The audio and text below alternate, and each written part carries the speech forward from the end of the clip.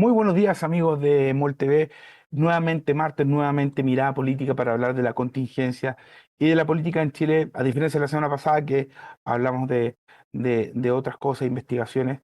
Ahora sí vamos a hablar de contingencia y para eso nos acompaña el director ejecutivo del Instituto Res Pública, José Francisco Lagos. ¿Cómo estás? Hola, Benjamín, muy bien, muchas gracias por la invitación. Ya no es primera vez por estos lados, así que muy bienvenido. Y claro, no es primera vez, pero cambian los temas.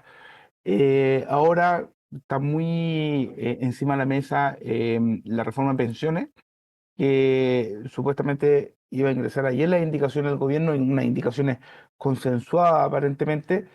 Pidió más tiempo, se esperaba hoy día al mediodía, finalmente va a ser hoy día durante la jornada.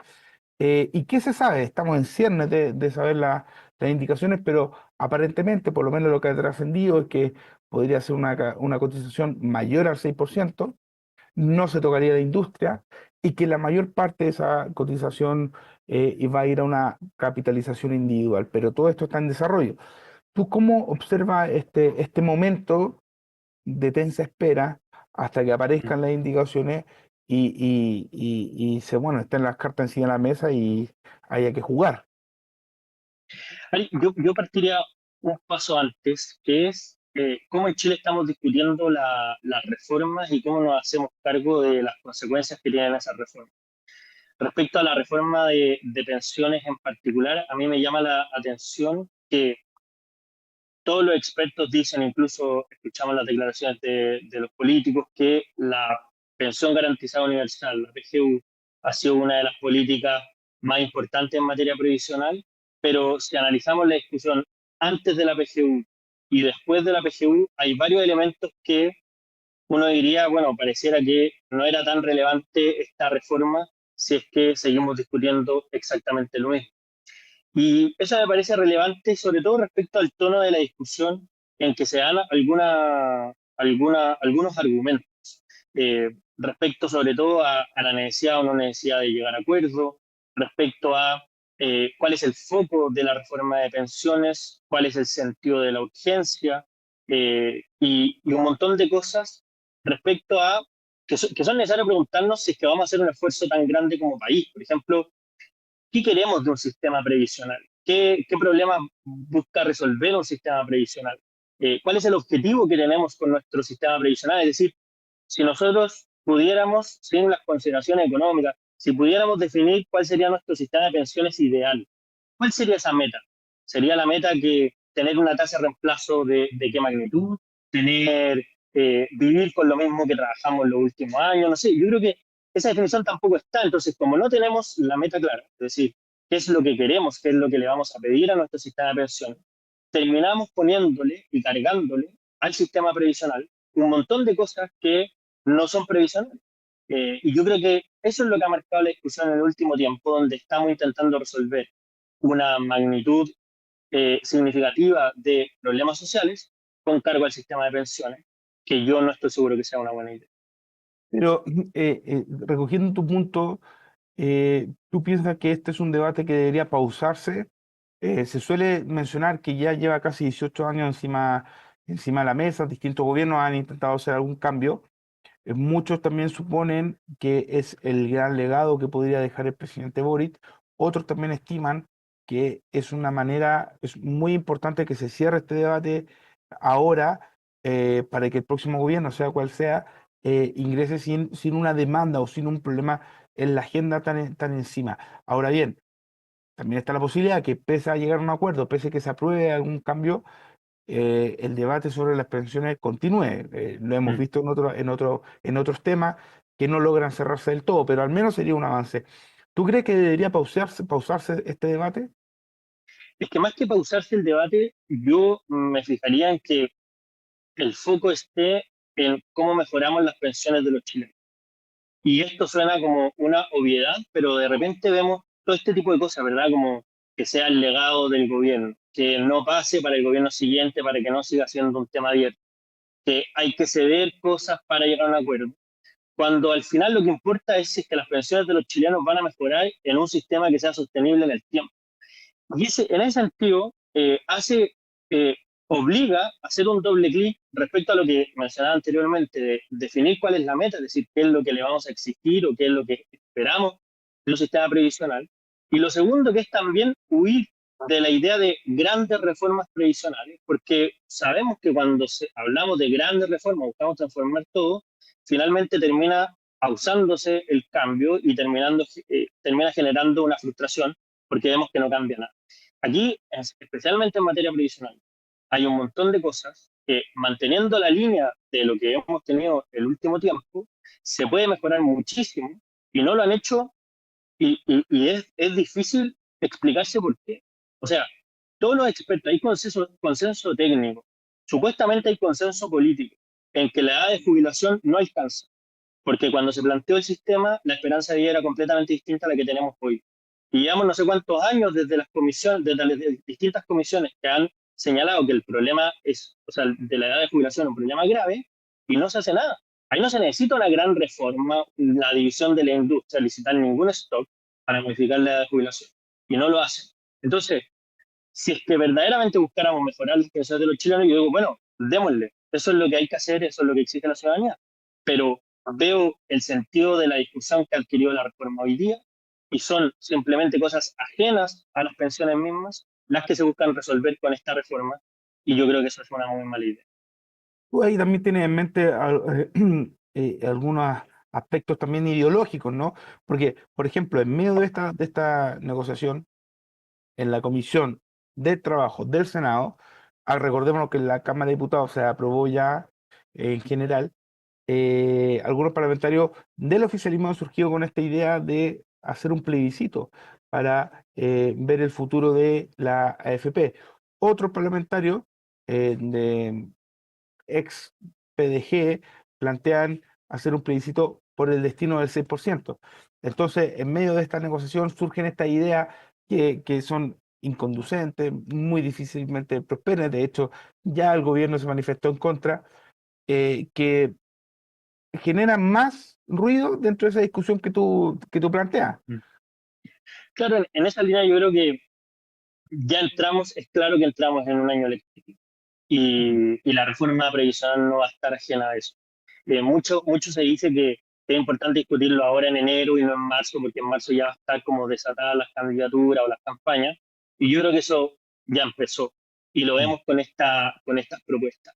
Y la verdad es que, eh, bueno, habla mucho de la calidad de la política que está hoy día, ¿verdad? De intentar bypassar la discusión política, bypassar la representación política por supuestamente preguntarle lo que quiere la gente, como renunciando a liderar, ¿verdad? Como simplemente reconocer lo que hay, lo que quiere la gente momentáneamente y no conducir qué es lo mejor finalmente para la ciudadanía, porque si el argumento es la popularidad o el argumento es lo que quiere la gente en el momento preciso, bueno, probablemente plebiscitemos si vale la pena tener un sistema de pensiones.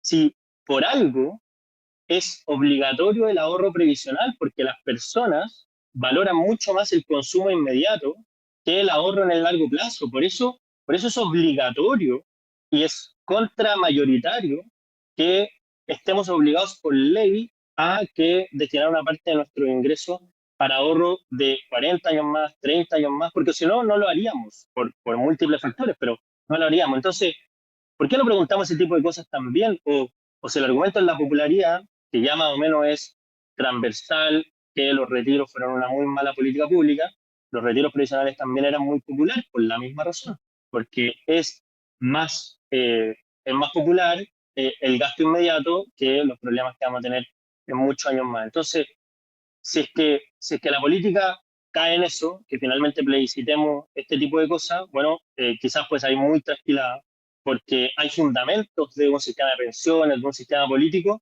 que no van a tener una mayoría que los acompañe. Preguntemos, no sé, plebiscitemos el número de diputados también, a ver cómo les va a esos diputados que promueven la idea. Volviendo como, o sea, retomando un poco eso que también tú dices de este tema como electoral, de transformarlo en un tema electoral. ¿Tú qué crees? Y pasando ya a lo netamente electoral de este año que ya comenzó, como tú bien dices, en términos electorales, todo el mundo plantea de que seguridad es el gran tema que va a tomarse la agenda en la presidencial y también en la parlamentaria. Por segundo lugar, uno plantearía el tema económico.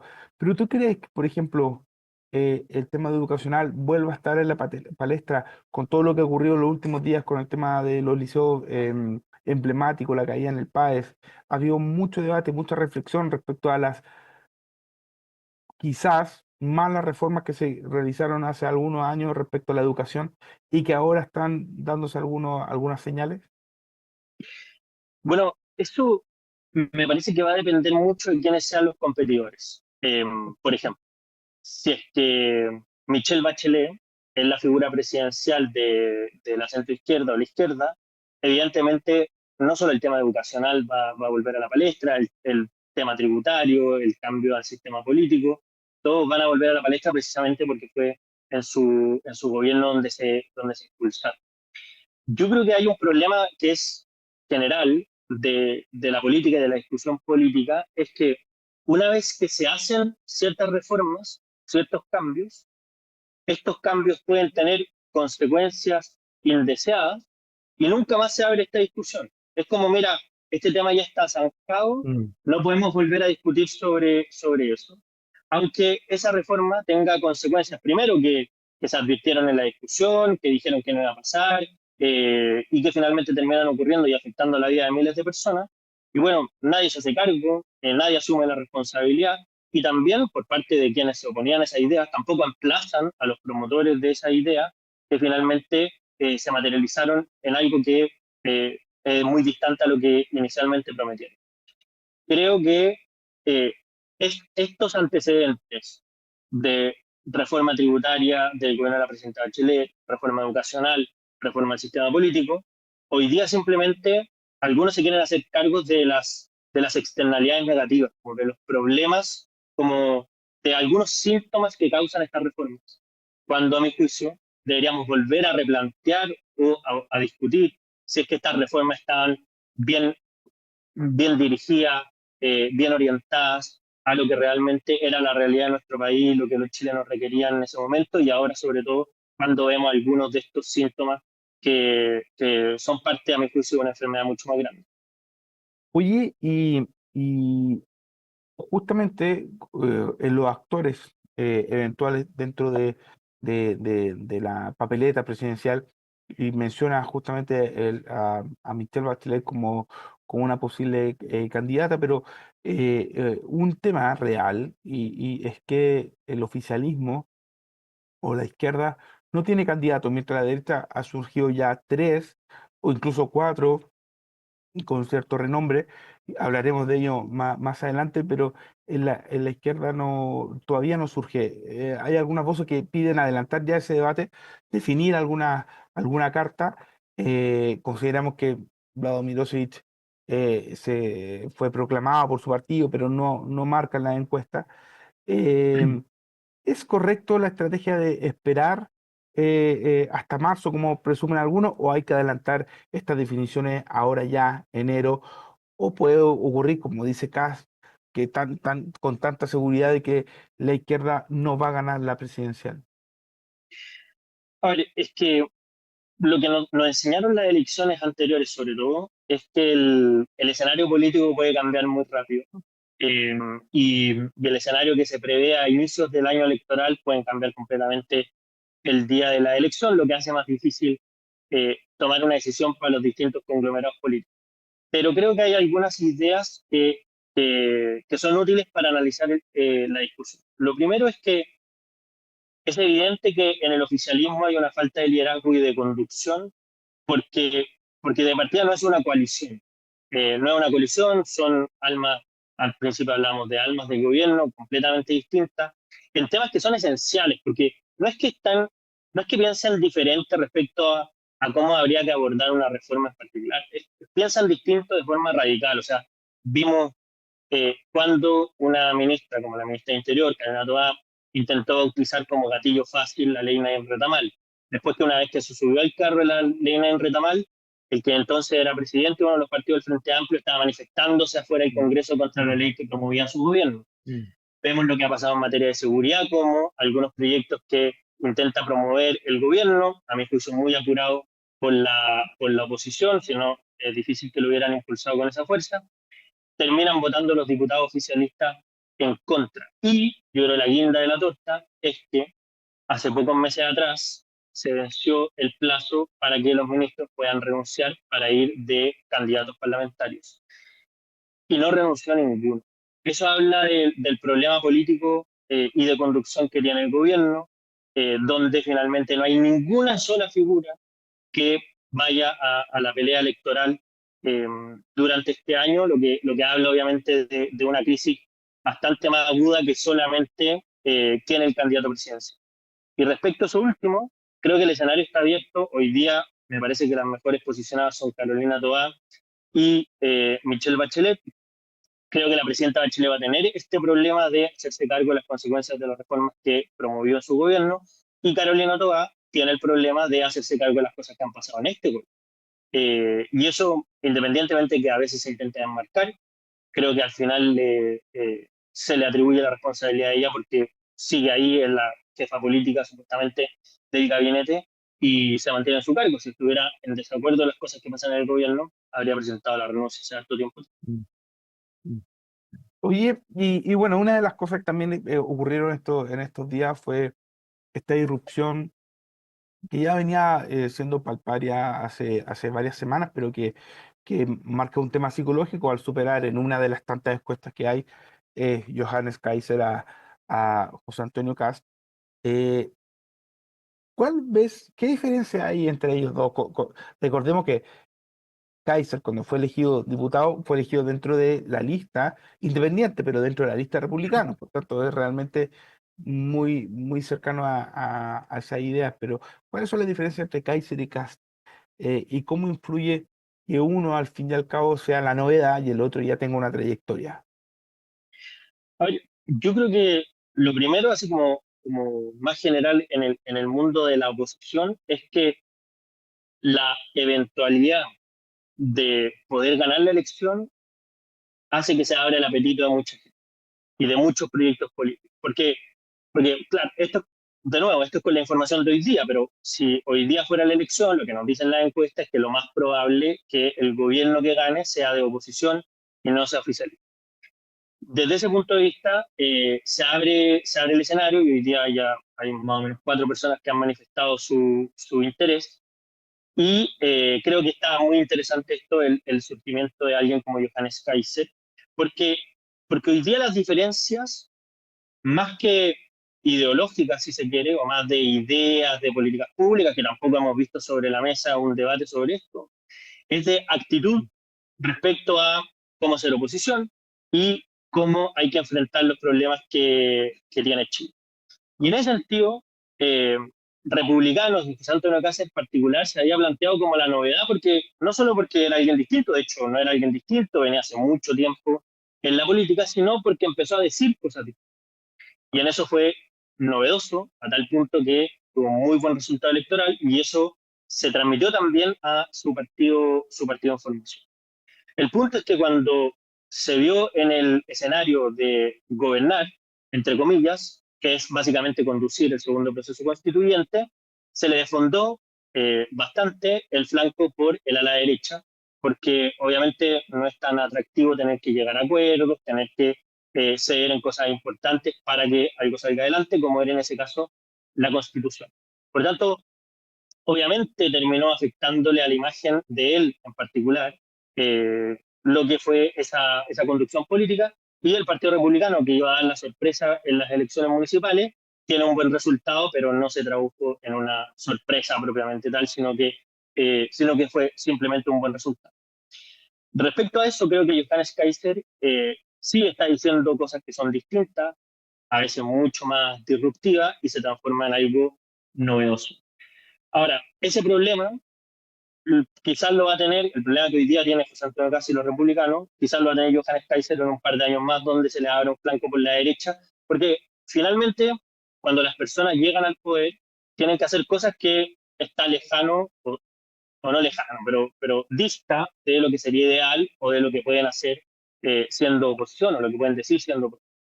Y eso tiene un costo, y hoy día ese costo aparentemente, porque siguen siendo las encuestas de enero, ¿verdad?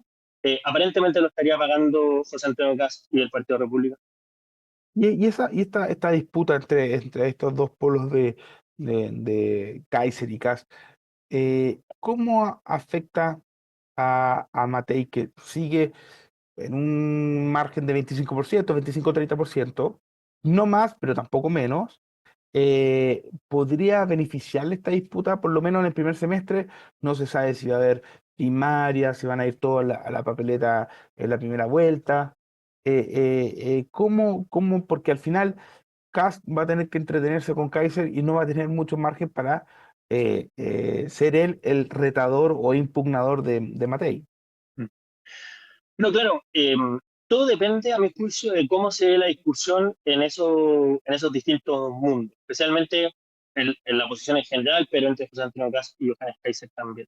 Si es una discusión fratricida, que, que obviamente está marcada por, no sé, las descalificaciones, o está marcada por los emplazamientos constantes y cada uno está más preocupado de pegarle un codazo al otro en vez de emplazar al oficialismo, eso puede terminar enredando, porque además ambos grupos son grupos de movilizadores, no grupos de espectadores, que era como la particularidad que tenía especialmente el Partido Republicano hace un par de años, que las personas que estaban ahí movilizaban gente y eran motores. Yo creo que Johannes Kaiser ha convocado un grupo de gente que también es movilizadora, y eso hace que sean disputas mucho más engorrosas que simplemente pasivas, ¿verdad? Como de espectadores. Son personas que les gusta participar en el debate, que están mucho en las redes sociales, y eso puede enredar el debate. Ahora, respecto a Evelyn Matei y en ese escenario, bueno, a río revuelto, ganancia de pescadores, porque si es que la discusión entre José Antonio Cast y Johannes Kaiser es fratricida, bueno, la ciudadanía naturalmente va a buscar una figura que no esté en esa discusión necesariamente y pueda dar gobernabilidad al país, que obviamente eso va a ser muy requerido. Por otro lado, si es que Evelyn Matei se transforma simplemente en una espectadora de lo que está pasando y no resuelve por arriba, si se quiere, estas temáticas que se van a plantear, eh, probablemente va a ser más atractiva esta competencia entre Santiago Casi y Johannes Kaiser, y eso termina remando para ese molino y no para el de Belín Matei. Entonces, me parece que lo que va a marcar la discusión es cómo se produzca ese enfrentamiento político, si es que es fratricida o no, o en qué términos políticos sea. Y tú a Kaiser lo ves llegando hasta las últimas consecuencias, como quien diría, en el fondo, yendo a lo mejor hasta a la papeleta en la primera vuelta. Te lo planteo porque igual es una observación que también uno podría hacer de Vladimir Osip, que plantean una candidatura, eh, pero siempre teniendo un ojo puesto a lo mejor en una competencia senatorial. En el Mm. caso de Vladimir Dosevich es súper notorio porque él deja de ser diputado, cumple los 3 periodos y en Arica, que es la región que él representa, hay elección de senador. Entonces uno puede sumar 2 más 2 y entender que también hay un interés en eso. Pero ¿tú crees que Kaiser va a llegar hasta las últimas consecuencias o podría en el camino eh, intentar llegar al Senado? Bueno, es difícil saberlo, pero hay algunos elementos que nos permiten como ver el panorama. Yo creo que el sistema electoral que tenemos eh, premia a quienes llegan hasta las últimas consecuencias, porque la elección presidencial calza con las elecciones de diputados y senadores, entonces eso permite que chorree el caudal de votos desde la candidatura presidencial hacia las listas parlamentarias, y eso es tan atractivo que me parece que es el argumento, la razón que tiene José Antonio Cast para ir a una primera vuelta. Eso, por otro lado, tiene un costo que es importante, sobre todo para los líderes de esos partidos, que son los principales promotores, es que al ir a la primera vuelta no pueden presentarse candidatos a parlamentarios, porque obviamente es el mismo proceso electoral, y eso podría hacerlos desaparecer de la discusión pública durante un periodo al menos de 4 años. Y eso para alguien que está en la primera línea es muy costoso y es muy difícil. Y de hecho por eso es tan importante lo que ha hecho José Antonio Kast, porque ha seguido la línea de ir a primera vuelta y se ha mantenido vigente en un periodo más o menos largo de tiempo, sin estar en la discusión política que se da en el Congreso mismo. Entonces, ahí va a haber que mirar si es que esas personas van por un proyecto colectivo que quieren darle como tiraje a su lista parlamentaria, o finalmente apuestan más a un proyecto personal como una eventual candidatura senatorial, que igual puede ser atractivo desde el punto de vista colectivo, porque tener a alguien en otra posición hace que crezca la colectividad, pero también nos permite como aquilatar de manera adecuada de qué van esas candidaturas. Lo que yo sí creo, y esto me parece que está más claro en el oficialismo que en la oposición, es que el oficialismo, a pesar de tener candidaturas presidenciales distintas, sí van a lograr converger hacia una lista parlamentaria única, lo que va a permitir que esa división presidencial, aunque sea en primera vuelta, termine premiando a la lista parlamentaria en su conjunto. Hoy día lo que yo veo en la oposición es que ese escenario no está tan abierto o no estaría disponible. Es decir, que no solo van a ir a la elección de primera vuelta, sino que también en listas parlamentarias Mm. distintas. Y eso, obviamente, quizás podrían terminar ganando el gobierno, pero perjudicar la composición del Congreso para el próximo gobierno. A propósito del gobierno, hay eh, hubo un cierto consenso de que en los últimos 3 meses se han cometido distintos errores graves, como el caso Monsalve y el tema de la compra de la casa del expresidente Allende, que han sido muy criticados por propios y extraños, pero esa idea de que son errores que se hubiesen pasado en otra administración, no solo la de Piñera o alguna de las del expresidente Piñera, sino Bachelet, Frei, Lagos, hubiera existido mucha impugnación, muchas protestas, marchas incluso en las calles, y no ha pasado en esta. ¿Tú qué crees? ¿Cómo ves? Y claro, y está la pregunta que queda en el aire.